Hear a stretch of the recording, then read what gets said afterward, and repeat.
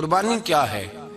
قربانی یہ ہے کہ میری چڑھتی جوانی تھی، جولانیاں تھی، طاقتیں تھی، ہمتیں تھی، میں دنیا خرید سکتا تھا، میرے اندر ساری صلاحیت تھی، میں دنیا کے ہر فن کا ماہر تھا، میں سب کچھ کر سکتا تھا، لیکن میں نے اپنی ہر چیز اپنے محبوب کے نام کر دی۔ یہ قربانی ہے۔ جس نے اپنی خواہش پہ پیر رکھ کے کچھ کیا اس نے قربانی دی ہے صاحب۔ قربانی بڑی ضروری چیز کا نام ہے، اور جو قربانی دینا سیکھ جاتا ہے وہ بچ جاتا ہے۔ کتیا 6 بچے جنم دیتی ہے لیکن قربانی نہیں نہ دیتی بچوں کی، تو ریوڑ نہیں بنتے، اجڑ نہیں بنتے۔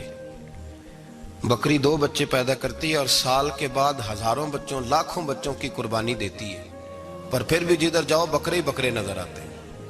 جو قربانی دینا سیکھ جاتا ہے نا، یزید نے کوئی قربانی نہیں دی، اس لیے کوئی شخص بھی کھڑا ہو کے نہیں کہتا، حالانکہ 14-15 بیٹے تھے یزید کے، کوئی بھی کھڑا ہو کے نہیں کہتا میں اس کی نسل میں سے ہوں۔ امام حسین نے ساری قربانی دے دی۔ ایک زین العابدین بچے تھے، پوری دنیا میں اللہ نے سید عطا فرمائے ہوئے ہیں۔ جو قربانی دینا سیکھ جاتا ہے وہ بچ جاتا ہے۔ ہم نا قربانی کیا، ہمارے پاس تو اضافی شے ہے وہی دینے کو تیار نہیں۔ جب آپ تیار ہی نہیں تو سودا ہی نہیں کر، آپ نکلے ہی نہیں میدان میں، تو حاصل کیسے ہو؟ حصول تو تب ہوگا نا جب آپ کوئی انویسٹمنٹ کریں گے۔ تو آپ انویسٹ ہی نہیں کر رہے تو بھائی آپ نے پودا ہی نہیں لگایا تو پھل کیسے ملے؟ قربانی نہیں دی تو وہ درجہ کیسے ملے؟ اس کے لیے تو قربانی ضروری ہے۔ اب تمام صحابہ کی زندگی پڑھ لیں، حضرت ابو بکر سے لے کر حضرت بلال تک، یہ سارے قربانی والے ہیں۔ آپ تمام اولیاء کی صفت پڑھ لیں، اگر غوث اعظم، جیلانی، داتا علی اجویری، خواجہ معین الدین، یہ سب قربانی والے لوگ ہیں۔ قربانی دیتے رہے تو بچے ہوئے ہیں۔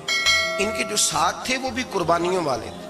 قربانی حصہ ہے طریقت کا، قربانی ضروری ہے۔ اور ہمارے صوفیاء تو کہتے ہیں جس شخص نے تصوف میں آ کے قربانی نہیں دی، بزرگوں کے پاس ایک شخص آیا، غالباً خواجہ نظام الدین محبوب الہی کی بات ہے، میرے ذہن میں نام پورا نہیں سما رہا، تو ایک مرید نے آ کے کہا حضور زکوٰۃ کتنی دینی ہے؟ فرمایا 2.5%۔ تھوڑی دیر کے بعد حضرت نصیر الدین چراغ دہلوی آ گئے، کہا حضور اللہ کے راستے میں کتنے دینے ہیں؟ فرمایا 50%۔ ایک ساتھی قریب بیٹھا تھا، اس نے کہا پہلے کے لیے 2.5% کا فتویٰ تھا، اس کو کہہ دیا دے دے۔ چند منٹ گزرے تو حضرت امیر خسرو بھی آ گئے، کہا حضور زکوٰۃ کتنی دینی ہے؟ فرمایا جو ہے سارا ہی لے آ، تیری 100% ہے۔ تو وہ ساتھی جو قریب بیٹھے تھے اس نے کہا بابا فتوے علیحدہ علیحدہ ہے۔ فرمایا فتویٰ ایک ہی ہے، بندے علیحدہ علیحدہ ہے۔ فتویٰ ایک ہی ہے، مجھے پتہ ہے کون کتنے دے سکتا ہے، وہ جس کو میں نے 2.5% کہا ہے وہ بھی جا کے حساب کتاب کرے گا، اس نے 2.5 بھی پورا نہیں دینا۔ فرمایا جس امیر خسرو کو میں نے کہا نا سارا لے آ، اس کا دل کرے گا میں اپنا مکان بھی توڑ کے لے آؤں۔ میں نے فتویٰ ایک ہے، بندہ دیکھ کے بات کی ہے۔ بھائی قربانی نہیں ہے، اظہار ہی نہیں ہے، جذبہ ہی نہیں ہے، ہمارا مزاج ہی نہیں ہے۔ لیکن نا یہ اب ایک تو شریعت کی قربانی ہے نا، یہ تو اس پہ بھی لوگ بڑا سوچیں گے، اس میں بھی لوگ بڑا سوچیں گے، فتوے پوچھتے پھریں گے کہ جی میرے اوپر تو ابھی میں نے تو 15,500 قرضہ دینا ہے، دوں کہ نہ دوں، کون سی دوں؟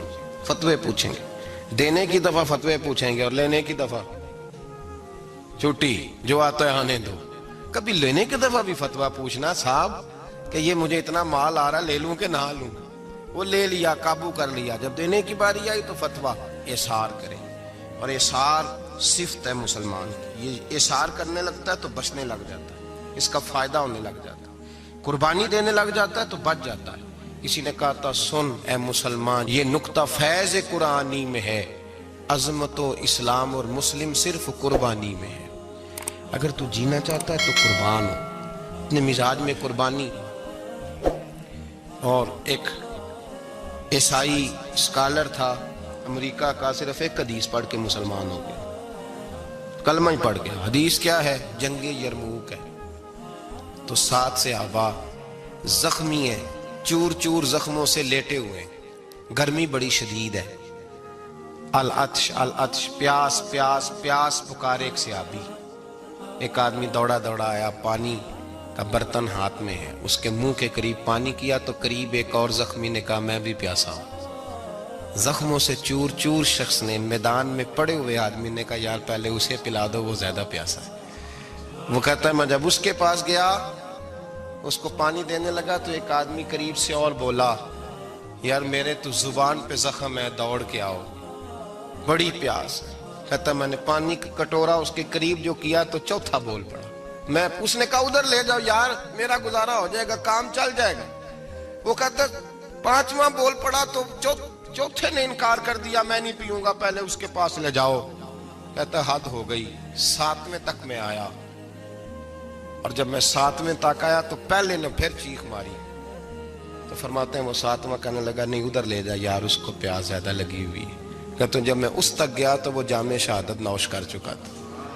پلٹ کے دوسرے کے پاس آیا تو وہ بھی فوت ہو گیا، تیسرے کے پاس آیا تو وہ بھی رب کریم کی بارگاہ ناز میں حاضر ہو گیا، ساتوں شہید ہو گئے۔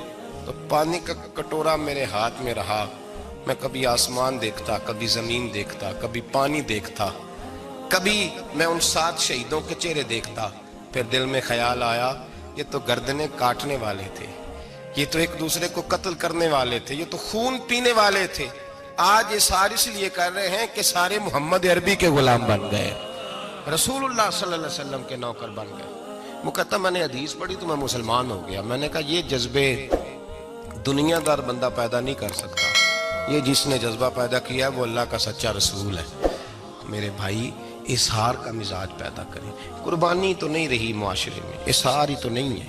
جب مکے والے مدینے آئے، انصار مدینہ، تو میرے مصطفیٰ کریم نے فرمایا نہ تمہاری نسلیں ایک ہیں نہ قبیلے ایک ہیں، لیکن تمہارا نبی ایک ہے، تمہارا رسول ایک، خدا ایک، کتاب ایک، تمہارا میری وجہ سے رشتہ ہے۔ چلو اپنے بھائیوں کے ساتھ اظہار کرو، چلو اظہار کرو۔ اگر کسی کے 2 مکان تھے تو اس نے ایک اس کو دے دیا جو مکے سے آیا تھا، 2 باغ تھے تو ایک دے دیا، کسی کے پاس ایک تھا تو آدھا بانٹ کے دے دیا، ہر چیز تقسیم کر دی۔ حالات بدل جاتے ہیں، حالات بدل جاتے ہیں۔ تلک الایام نداولها بین الناس، اللہ لوگوں کے درمیان دن بدل دیتا ہے، حالات بدل گئے۔ بڑا مال غنیمت آیا، بنو نذیر کا علاقہ فتح ہوا تو میرے رسول پاک صلی اللہ تعالیٰ علیہ وسلم نے انصار مدینہ کو اکٹھا کیا، فرمایا بھئی مال اب بڑا آ گیا ہے۔ 2 باتیں، یہاں تو اس طرح کرتے ہیں کہ میں ان کو کہتا ہوں جو مکے سے آئے تھے کہ جتنی تمہاری جائیدادیں باغ انہوں نے لی ہیں واپس کر دیتے ہیں تمہیں، اور جو مال آیا ہے وہ بھی تم میں سے آدھا آدھا دونوں کے درمیان بانٹ دیتے ہیں، یا جیسے تمہارا دل چاہے، تمہارے مال بھی واپس کرتے ہیں اور جو وہاں سے مال آیا وہ تمہارے بیچ بانٹ دیتے ہیں، یا اگر تم کہو تو یہ مال ان کو دے دیتے ہیں مہاجرین کو، تمہیں تمہارے مال واپس مل جاتے ہیں۔ حضور نے پوچھا انصار مدینہ سے، حضرت سعد بن معاذ، سعد بن عبادہ تڑپ کے کھڑے ہوئے، عرض کی محبوبہ میں تو ابو بکر کو جانتا ہی نہیں تھا، حضور مجھے کیا پتا عمر کون ہے، میں کیا جانوں عثمان غنی مولا علی کی عظمتوں کو، محبوبہ میں نے تو تجھے ان کی طرف مسکرا کے دیکھتے ہوئے دیکھا ہے، تیرا جلوہ دیکھا ہے، تجھ سے در در سے سگ سگ سے ہے مجھ کو نسبت، یا رسول اللہ صلی اللہ علیہ وسلم ہم سے مشورہ نہ کریں، آپ اس طرح کریں جو جائیدادیں ہم نے انہیں دی ہیں وہ بھی ان کے پاس رہنے دیں، اور جو مال آیا ہے وہ بھی ان میں تقسیم کر دیں، اس لیے کہ ہمیں تو بس اتنا پتا ہے کہ یہ آپ کے غلام ہیں، آپ کے نوکر ہیں، ہمیں اس سے زیادہ کسی چیز کے کوئی غرض، بس آپ کے غلام ہے، بات ختم ہو گئی۔ حضور خاموش ہو گئے۔ صحابہ کہتے ہیں دیر کے بعد ہم نے کہا فیصلہ ہونا چاہیے، فیصلہ پتہ کیا ہوا؟ حضور نے ہاتھ اٹھائے، کہا اے اللہ میرے مدینے والوں پہ رحم فرما، اے اللہ میرے انصار پہ رحم فرما، اللہ ان کے جذبے قبول فرما۔ بھائی اظہار والی زندگی، وہ کیا بات ہوئی کہ میں نے بڑی قربانی دی ہے، اور جب تک تو قربانی نہیں دیتا تو قدر والا نہیں ہوتا۔ جو چیز قربانی سے حاصل ہوتی ہے اس کی قدر ہوتی ہے، جو چیز مفت میں آ جاتی ہے اس کی کوئی قدر نہیں ہوتی، کوئی قدر نہیں۔ میں اکثر سوچتا ہوں کہ حضرت خواجہ اجمیری کے خلیفے اجمیر میں بھی تو ہونے چاہیے تھے نا، لیکن ان کے خلیفے اجمیر میں نہیں ہوئے، دلی میں ہوئے۔ تو میں سوچتا ہوں دلی والوں کے خلیفے دلی میں ہونے چاہیے، لیکن دلی میں نہیں ہوئے، پاک پتن میں ہوئے، تو پاک پتن والوں کے یہاں ہو جاتے۔ وہ اس لیے کہ قربانی جو دیتا ہے نا، جو دور سے چل کے آتا ہے وہ قربانی کرتا ہے، قربانی دیتا ہے، اس کو قدر زیادہ ہوتی ہے، حضور صلی اللہ علیہ وسلم کے پاس ایک مہمان آ گئے رات کے وقت میں. جب وہ آئے تو حضور نے پوچھا کھانا کھانا ہے؟ تم نے کہا کھانا ہے. جھوٹ اور بھوک کو جمع کرنا منع ہے. کہا جی کھانا ہے. تو حضور صلی اللہ علیہ وسلم نے فرمایا ازواج مطہرات کے گھروں میں پتہ کرو کچھ ہے. حضرت ام سلمہ کے گھر میں پتہ کیا تو کہا یا رسول اللہ 4 دن سے روٹی نہیں پکی. حضرت زینب سے پوچھا تو کہا حضور کئی دن سے چولہا ہی نہیں جلایا. حضرت عائشہ صدیقہ، حضرت میمونہ، حضرت سودا، تمام گھروں سے بظاہر یہ 2 جہاں کے شاہ ہیں، پر پاس کچھ رکھتے نہیں. 2 جہاں کی نعمتیں ہیں ان کے خالی ہاتھ میں. ہر چیز ہے پر فقر اختیاری ہے. کوئی شے نہ ملی. نبی پاک صلی اللہ علیہ وسلم نے مسجد میں اعلان کیا، فرمایا کون ہے جو میرے مہمان کو روٹی کھلائے؟ ان لفظوں کا حسن کوئی حسن والا ہی سمجھ سکتا ہے. فرمایا کون ہے جو میرے مہمان کو کھانا کھلائے؟ تو ایک صحابی لے گئے اور اٹھے وہ صحابی جو صحابہ میں غریب تھے، ایک انصاری جو غریب آدمی تھے. بہت زیادہ امیر آدمی اللہ کی راہ میں خرچ نہیں کر پاتا، اس کے لیے مشکل ہو جاتا ہے. اس کے لیے بہت امیر آدمی جو ہوتا ہے نا، وہ جتنا زیادہ امیر ہوتا ہے نا اتنی دیوار اس کے گرد کھڑی ہو جاتی ہے پیسوں کی، مشکل ہو جاتا ہے اس کے لیے. غریب آدمی کھڑے ہوئے. اگرچہ میرے محبوب کے غلاموں میں جو بڑے امیر تھے وہ بھی خرچ کرنے میں بڑے آگے تھے. حضرت عثمان غنی رضی اللہ تعالیٰ عنہ، حضرت عبد الرحمن ابن عوف، حضرت ابو بکر صدیق رضی اللہ. لیکن یہ غریب آدمی کا حضور میں لے جاؤں گا، میں لے کے جاؤں گا. اور یہ بخاری مسلم ہے. حضور نے فرمایا لے جاؤ. وہ اب صحابی گھر لے گئے اور بیوی سے مشورہ کیا. بات پہ غور کرنا، ہر چیز کی بھوک دیکھی جا سکتی ہے، بچوں کی نہیں دیکھی جا سکتی. وہ انصاری حضور کے مہمان کو گھر لے گئے، جا کے بیوی سے مشورہ کیا. کہا بھلی مانس گھر میں کچھ ہے؟ تو اس نے کہا تھوڑا سا بچوں کے لیے کھانا رکھا ہے. بچوں کے لیے. بچے تو بزدل کر دیتے ہیں، بچے تو آدمی کو بزدل کر دیتے ہیں، بچے تو مار دیتے ہیں، کلیجہ پھٹ جاتا ہے بچہ بھوکا ہو تو، نیند ہی نہیں آتی. اب صحابی اپنی بیوی سے کیا کہتے ہیں؟ کہتے ہیں بچوں کو بہلا کے سلا دے. اور رسول اللہ کے لیے نہیں، رسول اللہ کے مہمان کے لیے. بھئی نبی پاک کے لیے نہیں، حضور کے. تجھ سے در در سے سگ اور سگ سے ہے مجھ کو نسبت. میری گردن میں بھی ہے دور کا پٹکا تیرا، تجھ سے در در سے سگ سگ سے ہے مجھ کو نسبت. لمبی بات ہے. بچوں کو سلا دو. بی بی نے بچوں کو سلا دیا تو میاں بیوی کا مشورہ ہوا کہ مہمان کے ساتھ بیٹھ کے روٹی کھانا بھی سنت ہے. تو اب مہمان کے ساتھ بیٹھ کے کھانا بھی ہے تو کھانا ہے 1-2 آدمی کا. اب خاوند اپنی بیوی کو تیار کرتا ہے کہ میں بھی کھانے پہ بیٹھ جاؤں گا، تو بھی بیٹھ جانا. اور جب مہمان کھانے میں ہاتھ ڈال لے تو اٹھنا، کہنا او ہو دیا تو صحیح کیا ہی نہیں، ابھی بجھ جائے گا. اور جا کے دیا بجھا دینا. ہم ہاتھ ہلاتے رہیں گے، مہمان روٹی کھاتا رہے گا. اور یار اس درد کو، اس کیف کو سمجھو. گھر میں بچے بھی بھوکے، بچوں کی ماں بھی بھوکی، بچوں کا باپ بھی بھوکا. دسترخوان پہ روٹی لگ گئی، روٹیاں چن ڈالی. بی بی اٹھی کہنے لگی او ہو چراغ تو صحیح کیا ہی نہیں، یہ تو بجھ جائے گا. حوصلے مند بی بی جس نے بچے بھوکے سلا دیے. وہ بھوکے سوئے ہوئے بچوں کی بھوکی اماں اٹھی اور اپنے خاوند کی تابع داری میں اٹھی. میں گڈی تے ہاتھ ڈور سجن دے، وہ جنج رکھے اونج رہنا ہے. اٹھی اور اس نے نہ دیا ٹھیک کرنے کے بہانے بجھا دیا. مہمان روٹی کھاتا رہا اور رسول اللہ کے نوکر قربانی دیتے رہے. وہ روٹی کھا کے سیر ہو کے بستر بچھایا تو سو گیا. یہ میاں بیوی ساری رات بچوں کی طرف دیکھتے رہے اور غور کرتے رہے اور راضی رہے کہ ہم نے حضور کا فریضہ نبھایا ہے. قربان جاؤں محبوب پہ، بے خبر ہو جو غلاموں سے وہ آقا کیا ہے. وہ صحابہ وہ اگر قربانیاں دیتے تھے تو جو اعزاز ملتا تھا وہ بھی بڑا شان والا ہے. صحابی کہتے ہیں میں فجر کی نماز پڑھنے مسجد آیا، پہلا قدم رکھا تو میرے کریم بولے. حضور نے فرمایا رات جو تو نے اور تیری بیوی نے عمل کیا ہے خدا کو بھی بڑا پسند آیا ہے، محمد مصطفیٰ کو بھی بڑا پسند آیا. اور پھر ایک لفظ اور ہے حدیث میں، ایک روایت میں کچھ جملے اور بھی ہیں. حضور نے فرمایا جب تو اور تیری بیوی رات مہمان کے ساتھ ایثار کر رہے تھے نا تو عرش کا مالک تمہیں مسکرا مسکرا کے دیکھ رہا تھا. رب تمہیں دیکھ کے مسکرا رہا تھا، رب تمہیں دیکھ کے مسکرا، تر دامنی پہ شیخ ہماری نہ جائیے، ہم دامن نچوڑ دیں تو فرشتے وضو کریں۔ فرمایا وہ مسکرا رہا تھا کہ میرے بندے میرے رسول کی رضا کے لیے کیا کر رہے ہیں۔ اور صاحب دیکھو، نبی پاک کے لیے نہیں، خاندان کے لیے نہیں، خاندان نبوت کے لیے نہیں، حضور کے نہ سمجھیں یار، اس پہلو کو سمجھیں۔ نبی پاک کے بریلی کے امام بول پڑے، فرمانے لگے تجھ سے در سے سگ سے ہے مجھ کو نسبت، تجھ سے در سے سگ کتے کو کہتے ہیں فارسی میں۔ فرماتے محبوب تیرا دروازہ اور دروازے پہ کتا، اور کتے کے پاس میں بیٹھا ہوں، چلو کتے کے پاس تو بیٹھا ہوں نا، میری گردن میں بھی کوئی تو پٹکایا ہی ہے نا، تجھ سے در سے سگ، اور سگ سے ہے مجھ کو نسبت، چلو میری گردن میں بھی ہے دور کا پٹکا تیرا۔ قرآن مجید بول اٹھا، رب کریم نے فرمایا حبیب یہ تیرے غلام وہ ہیں کہ وَيُقْصِرُونَ عَلَىٰ أَنفُسِهِمْ وَلَوْ كَانَ بِهِمْ خَصَاصَةٌ، فرمایا ان کا حال یہ ہے کہ جس چیز کی شدید حاجت ہوتی ہے وہ بھی اپنے بھائیوں پہ قربان کر دیتے ہیں، وہ دے دیتے ہیں تیرے نام پہ۔ ہم نے کسی شے کے لیے کبھی قربانی نہیں دی، نہ دین کے لیے، نہ قرآن کے لیے، نہ مسجد کے لیے، نہ شیخ کے لیے، نہ طریقت کے لیے، قربانی تو ہے ہی نہیں۔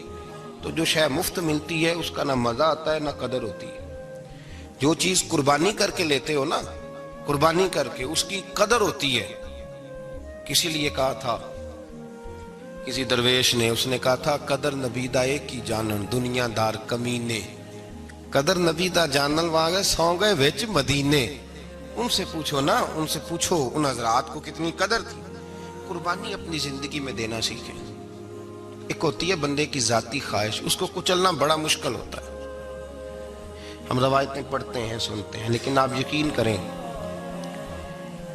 پنکھے کے نیچے مسجد میں کوئی دوسرے کو جگہ دینے کو تیار نہیں۔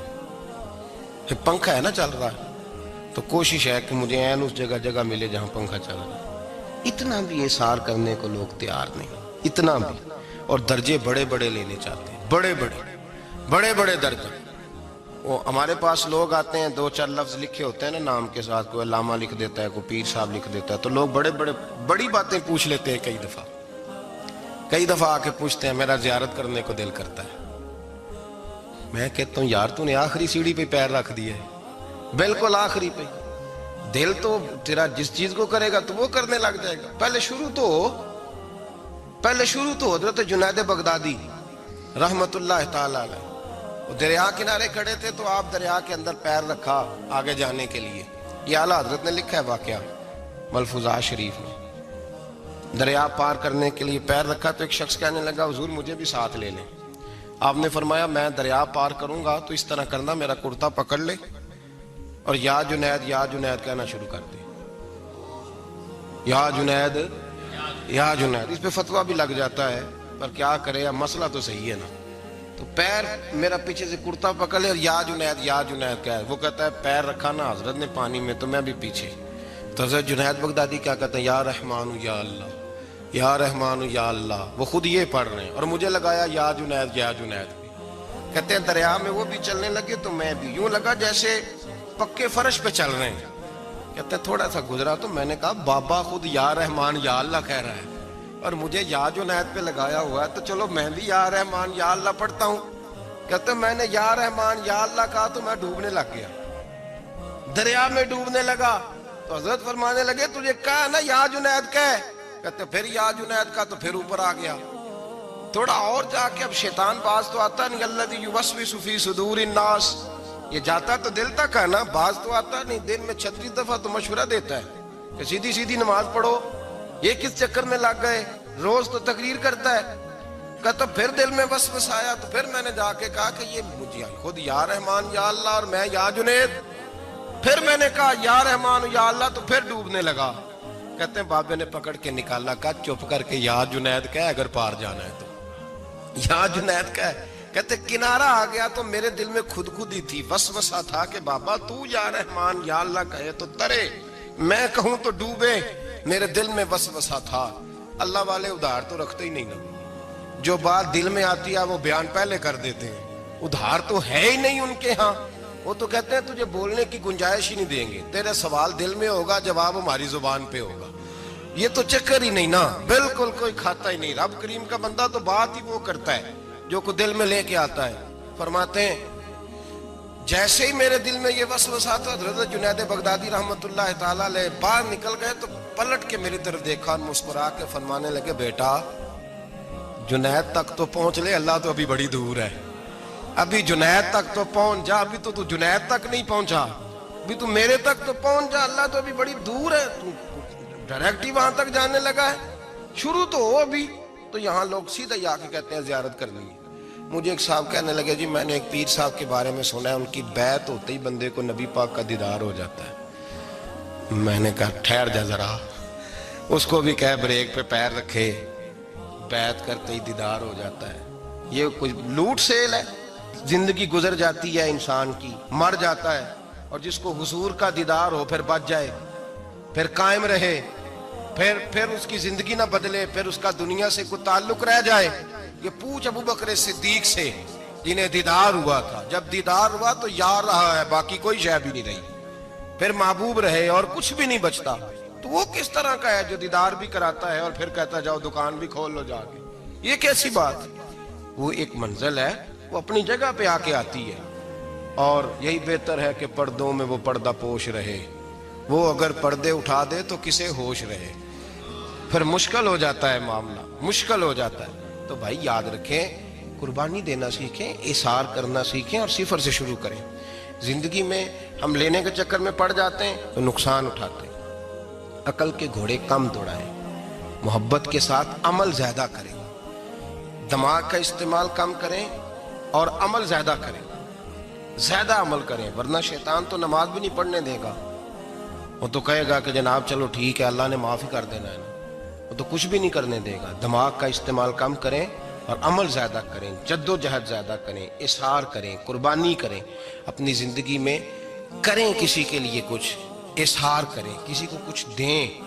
یہ جو ہم اولاد کے لیے قربانی دیتے ہیں نا، تو یہ قربانی نہیں ہوتی، یہ لالچ ہوتا ہے، یہ سودا ہے. پتہ ہے آپ کو یہ سودا ہے. ہم بچپن میں ان کی خدمت کریں گے، یہ بڑھاپے میں ہماری خدمت کریں گے، تو یہ تو تجارت ہے، یہ کوئی اصول نہیں. میرے بچے بڑے ہو گئے تو مجھے خیر صلی اللہ، یہ تجارت ہے بھائی، یہ تجارت ہے، یہ قربانی نہیں، تو تجارت ہے.